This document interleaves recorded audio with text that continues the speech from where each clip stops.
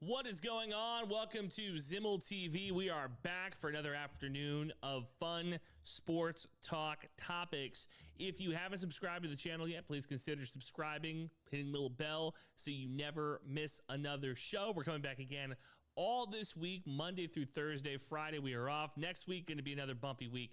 We'll get into next week when we get into next week. A lot of talk about today, a lot of big headlines. The conversation around U.S. hockey today, absolutely incredible. I was shocked how many people actually care about the nation face-off.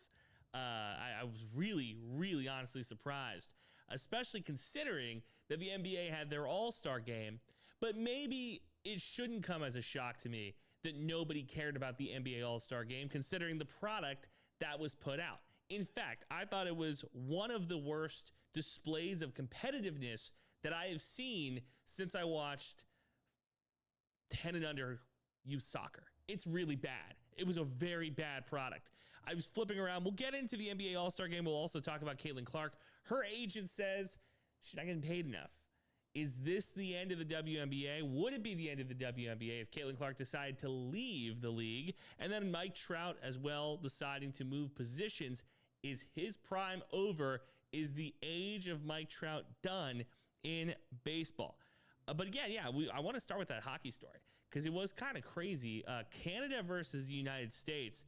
You saw the face-off all day today. It took over cable news. I couldn't not see guys punching each other. And it got a lot of people excited because the hockey has figured out I would say they have figured out the recipe for getting people to watch their product. And shocking, it's not the actual product. People just want to see other dudes hit each other. That's what it really comes down to. That's why boxing was the biggest sport in this country for like a century. That's why MMA and UFC have taken hold in this country.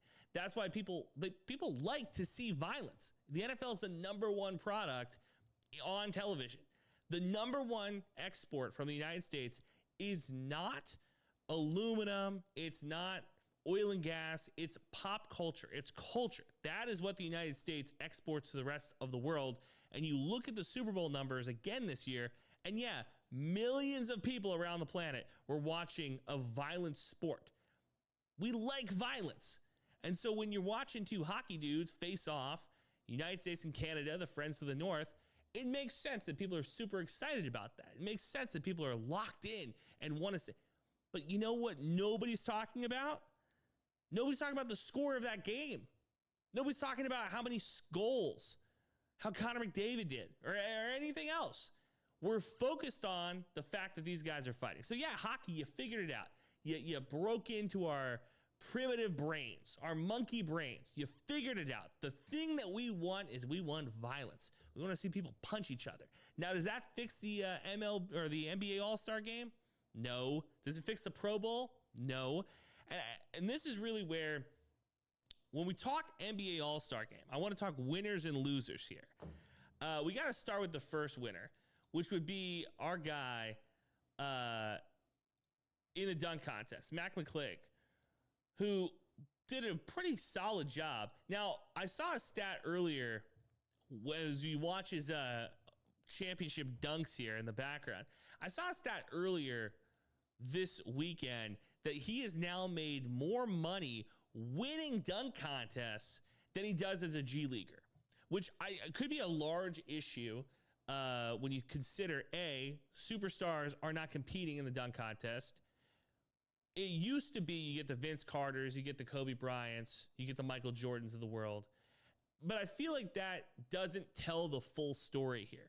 The full story would be you got a young Vince Carter, who's still in Toronto. You got a young Kobe Bryant, first couple years in the league. You got a young Michael Jordan.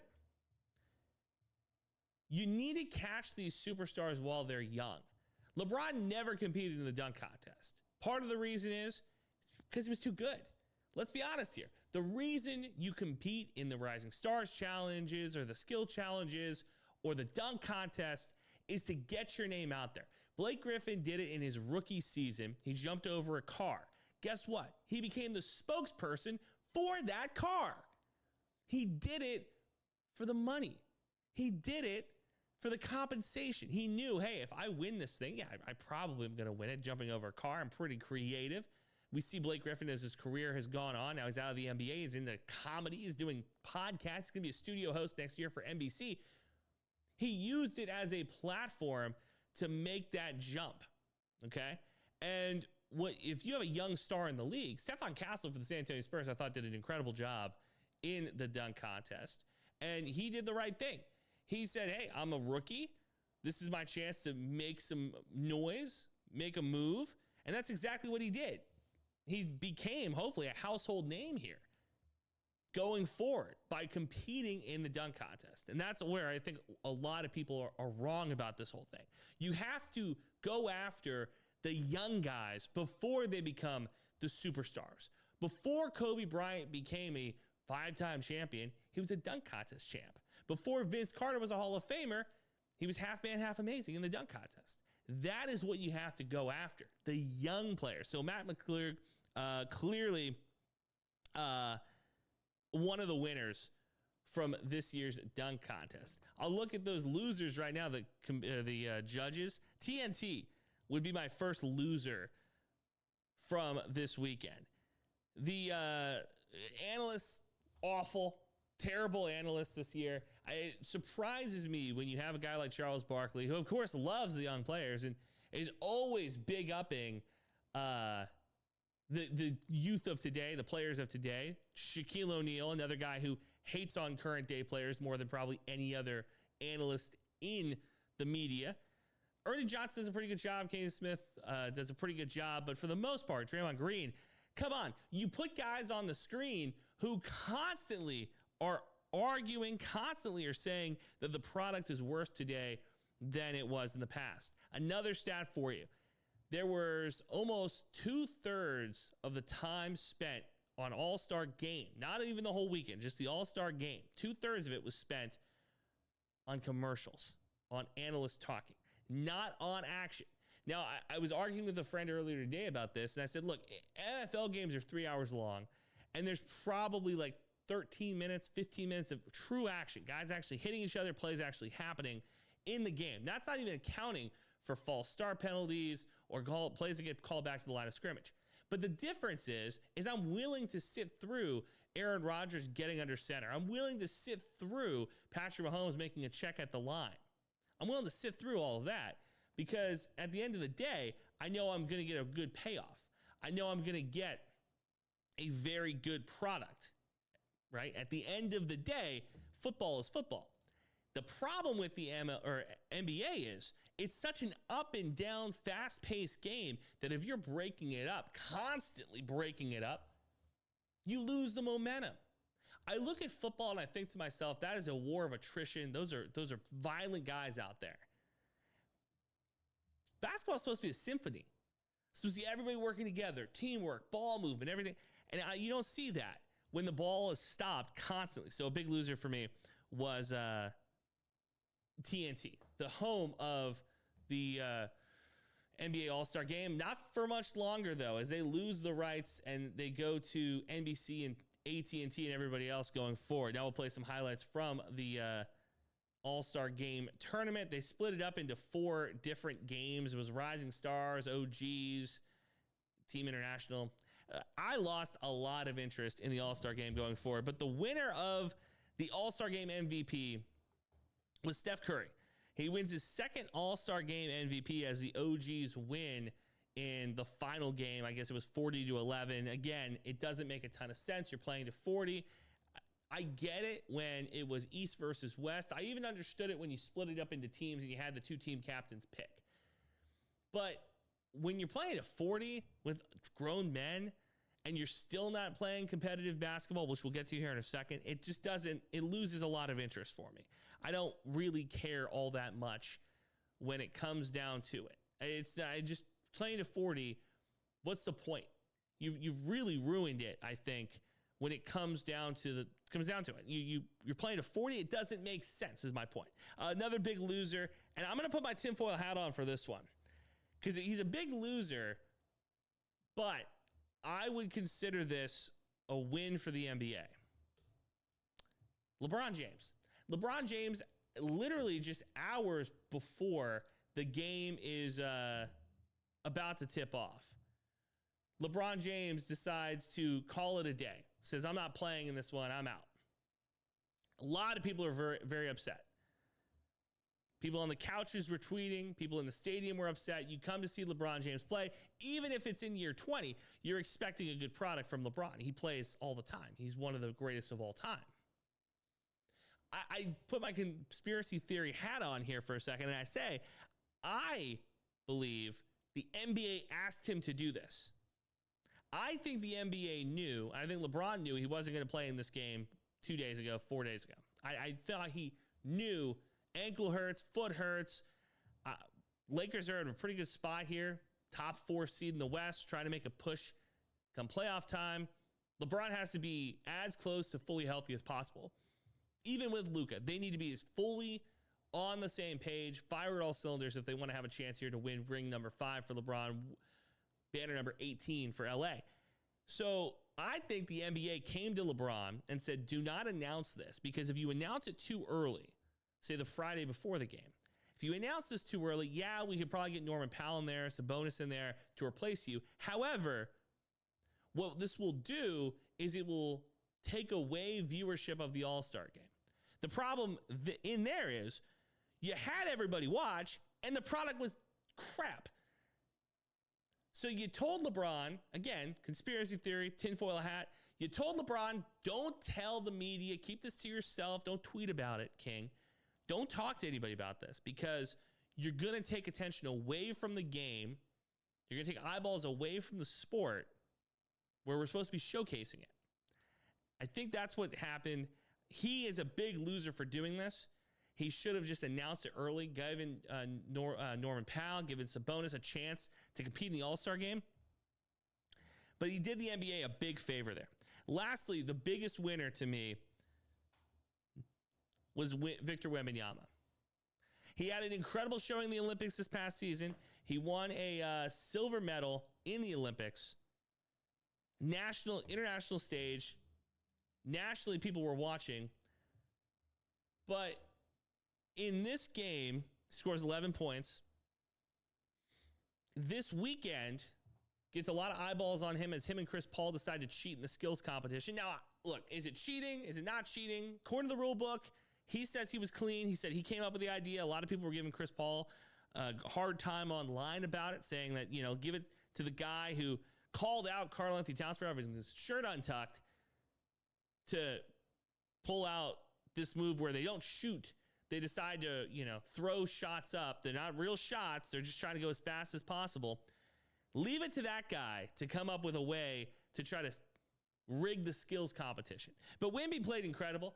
You could tell that he cared about the game. You could tell that even in the skills competition, it's not about having the best shot or getting the bounce in there. It was about time. He knew it was about time. So he threw some shots up, called it a day, and kept it moving. He was a big winner to me because he cared. Because he showed that he cared about this. And Spurs fans, I keep telling them, they are so lucky that they got this guy. Every fan base in the league wishes they had a guy like this. Karl-Anthony Towns was in this All-Star game. I couldn't find him on the court sometimes. Anthony Edwards pulled out at the last second, something he doesn't do in real life. Pulled out at the last second, I should say in his personal life, with a groin injury.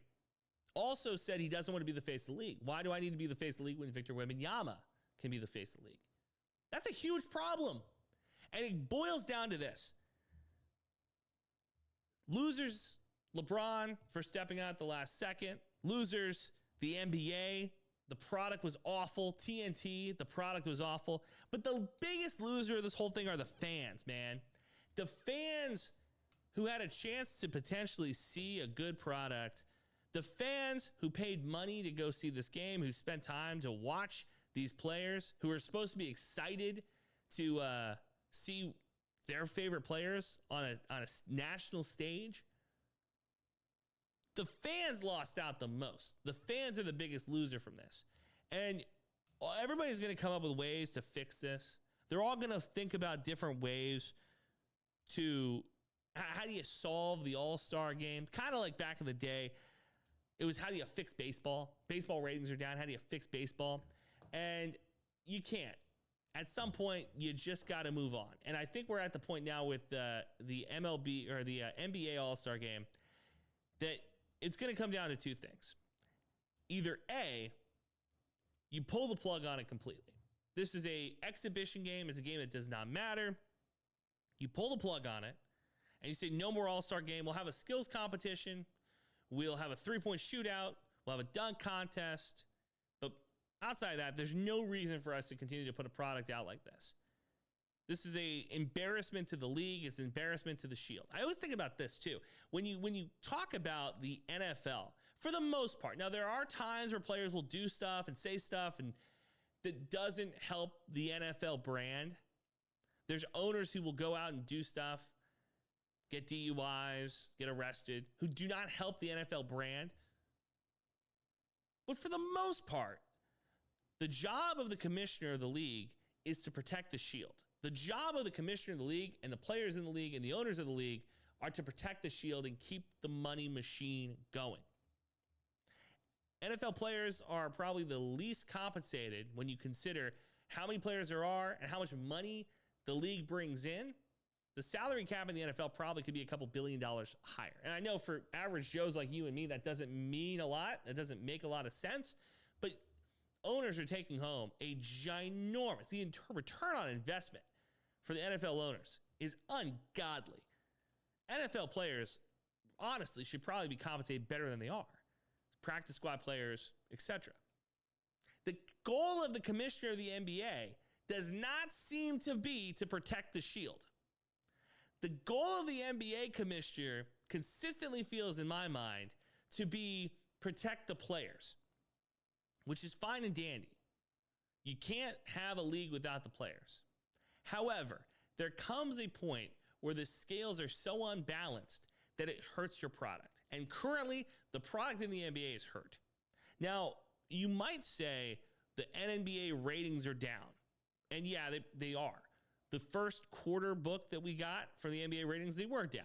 You have to consider, though, that same rating cycle had the NFL, behemoth of a rating machine, and it also had the election, the 2024 election, which sucked how much coverage.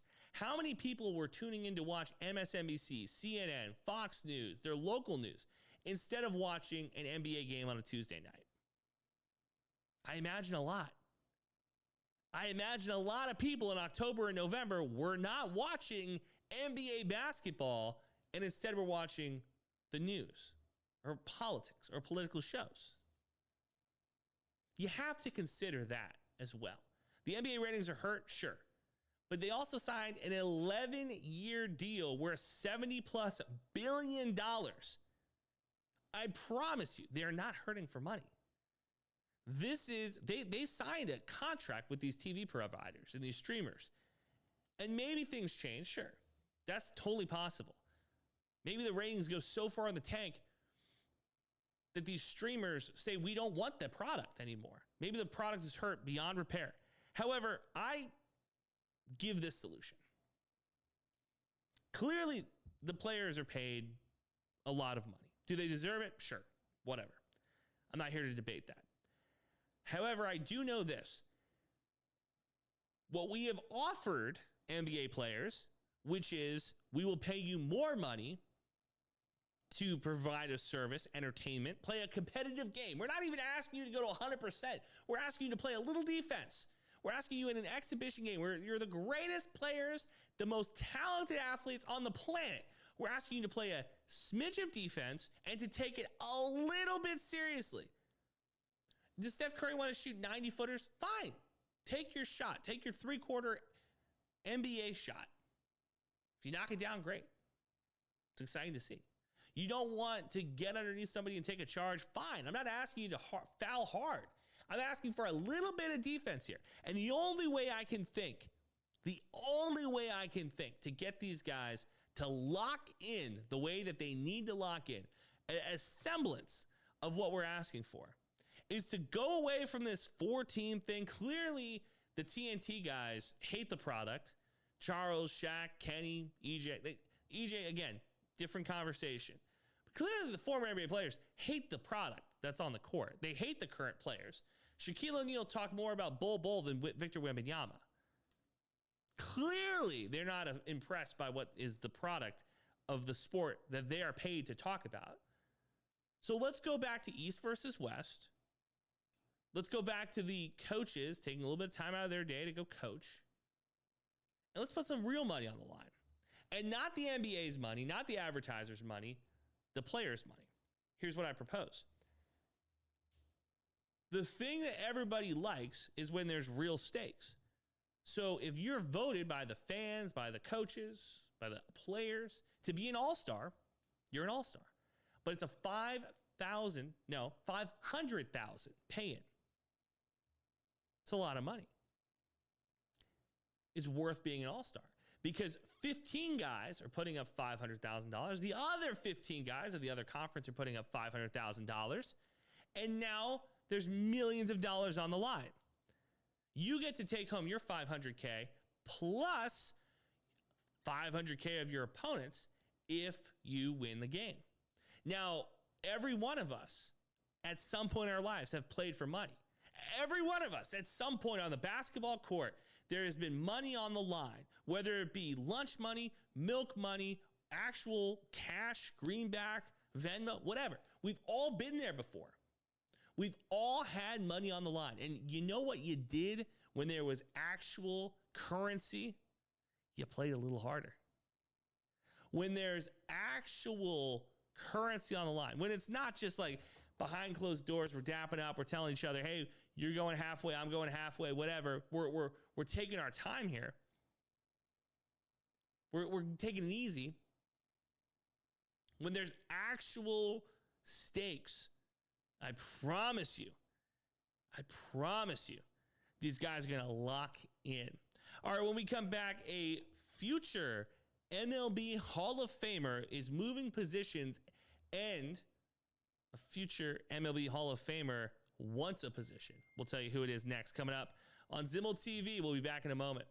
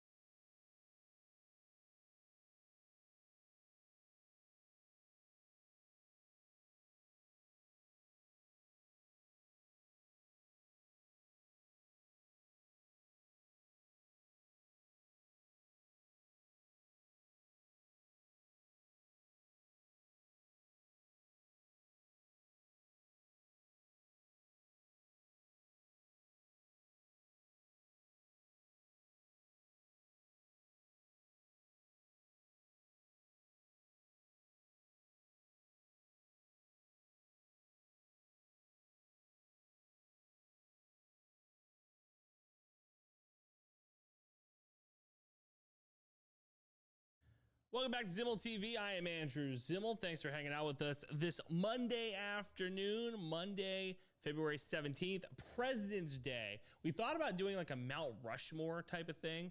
Our Mount Rushmore of topics today, NBA All Star Game. It stunk. If you want to go back, you can watch that on YouTube. We have the entire show always saved right here for you as well. And we're going to talk Catlin Clark in a little bit, but I want to talk MLB because there was a major move today, and it would be Mike Trout from center field into right field. Now, I know you're thinking to yourself, baseball news, pitchers and catchers just returned. Is this really worth my time? I promise you that it is, because it feels like a monster move, a huge shift in the career of Mike Trout. I like Mike Trout. I've thought that Mike Trout was underrated for a long time. He is the most underrated athlete in professional sports currently, I would argue. He is going to spring training, and he has made the effort to move him now to right field in an effort to preserve his body and keep him healthy. Now, he's 33 years old, and 33 years old is not old to the average American. 33 years old in baseball years, you're creeping up there. Now, most baseball players who are excellent at this level, you think about Albert Pujols, you think about guys like Hank Aaron, you can play into your late 30s, early 40s, but you start seeing the production fall off very, very quickly. So you wonder, with a guy like Trout, who was the face of the league for, I don't know, a better part of a decade, with Ohtani's rise and moving from the Angels to the crosstown rival, I use rival in quotation marks, Dodgers. Are the Angels now looking at this not as a chance to win more games, but as a chance to preserve their meal ticket? You have to think that with Mike Trout, he's a guy who, for the longest time, again, sold the most jerseys, was the face of the league, or at least the best player in the league. For the mid-2000s, or I should say, I guess the 2010s, it was him and Bryce Harper were the two guys who carried the sport. Now with Shohei Ohtani, it is the Shohei Ohtani show. It is the greatest Shohei Ohtani on earth. We are just here to witness. Ohtani is by far blockbuster, the most blockbuster player. It's how does baseball sell that? How does baseball sell that not only to a regional audience in Southern California, but to a national audience? We'll see if they can do it. Dodgers win a World Series. Ohtani is the face of that team. We'll see how they go. This is year one is in the books. Year two is going to be a lot. With Trout, though, Angels never had any real success, any true success with him as a team. He has been barred by injury in the last few seasons. He also has dealt with a lack of a pitching staff. When the Angels did decide to try to spend some money, they went after Albert Pujols, and that didn't really work out the way that they thought it would. They caught him at the tail end of his prime instead of thinking about getting him in the middle of his prime when he left the Cardinals in 2011. So Bryce Harper has now played in a World Series. He's done all this stuff. Ohtani has won a World Series. Mike Trout still only has 4 postseason at-bats. And I feel bad for the guy because he's in a very similar position, a former All-Star, former MVP, former home run hitter. He's in the same position Barry Bonds was in when he was in San Francisco. Bonds was an incredible talent. And this is, I guess, knowing that he was juicing, sure.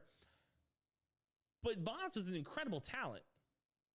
The team around him never could get over the hump. They never could win. And Bonds goes to one World Series and loses, ironically enough, to the LA Angels.